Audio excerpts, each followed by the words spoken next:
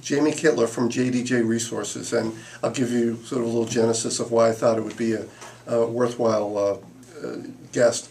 If you remember a couple of weeks ago, we talked about an article in the press about high beta wealth, that people who create wealth at a certain stage in life don't necessarily retain their wealth.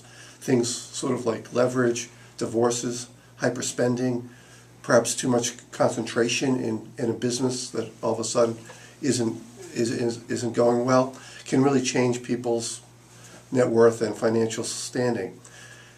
Firms like Jamie's can help ensure people manage and protect those assets. They're an administrative family office. Oh. They assist people in the coordination and the organization and evaluation and analysis, amongst other sort of things in terms of paying bills, but also evaluation of performance reporting, evaluation of some of the professionals in their life. So what I like about their model is that they're not the ones doing everything. They're sort of the overseers. You know, they're the gatekeepers, sort of. So they're an independent third party and help people evaluate to make good decision for their group of advisors.